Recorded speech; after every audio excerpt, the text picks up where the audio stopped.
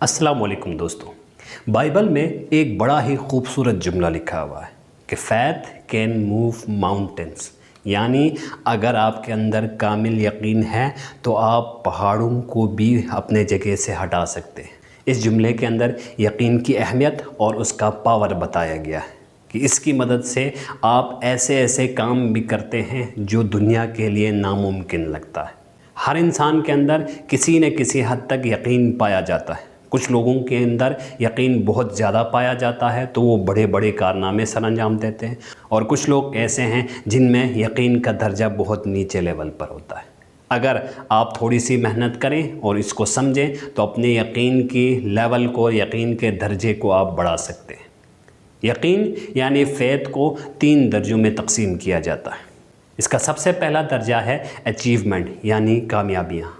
जब आप कोई काम पहली दफ़ा स्टार्ट करते हैं और उसको कामयाबी से ख़त्म करते हैं तो आपके अंदर एतमाद पैदा हो जाता है, और जब आप इस काम को बार बार करते हैं और आपको बार बार कामयाबी हासिल होती है तो आपका एतमाद बढ़ता है। फिर आप यकीन के दूसरे दर्जे पर पहुंचते हैं जिसको सेल्फ़ कॉन्फिडेंस यानी ख़ुद एतमादी कहा जाता है। चंद एक कामयाबियों के बाद आपको ख़ुद एतमादी हासिल होती है। मज़ीद कामयाबियों के बाद आपकी ख़ुद एतमादी बढ़ती है। आप अपनी ज़िंदगी में जो भी कुछ करना चाहते हैं, ख़ुद एतमादी उसको आसान बना देती है। एक कामयाब लीडर, फ़नकार और कारोबारी के कामयाबी के पीछे ख़ुद एतमादी ही होती है।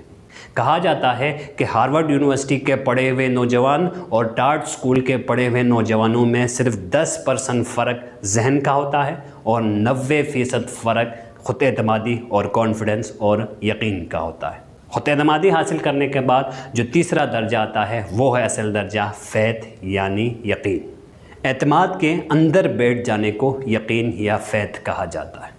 चंद एक बार जब आप कोई काम कामयाबी से कर लेते हैं तो आप कोई भी काम शुरू करने में हिचकिचाहट महसूस नहीं करते। आप वो काम बग़ैर घबराए आसानी से कर सकते हैं। आपको लगता है कि दुनिया में आपके लिए नामुमकिन कुछ भी नहीं है। इसका एक उसूल ये है कि यकीन अमल की तरफ रुजू करती है, यानी जब आपके अंदर यकीन होता है, फ़ैथ होता है कि आप कोई काम कर सकते हैं, तब आप एक्शन लेते हैं, और जब आप कोई एक्शन लेते हैं, कोई अमल करते हैं, तो इससे आपका यकीन बढ़ता है। यकीन की एक सिफत यह है कि एक दर्जे पर पहुंचने के बाद ये हमेशा बढ़ता ही रहता है, और अगर आप इसके साथ अल्लाह पर तवक्कुल, ईमानदारी और सच्चाई शामिल कर लेंगे तो ये बेहिसाब बढ़ता है। लेकिन यकीन के 2 बड़े दुश्मन हैं। इनमें से एक है डर और दूसरा है शक व शुबा। कामयाबी के सफ़र के दौरान, यकीन के सफ़र के दौरान आपने इन दोनों को अपनी ज़िंदगी से बिल्कुल निकालना है, वरना ये आपको यकीन के मंजिल तक पहुंचने नहीं देंगे। जब आप इन 2 दुश्मनों को अपनी लाइफ से ख़त्म करेंगे तो आप उस मकाम पर पहुंचेंगे जहां पर आपके लिए कुछ भी नामुमकिन नहीं है। आप थोड़ी सी मेहनत से बहुत कुछ हासिल कर लेते हैं।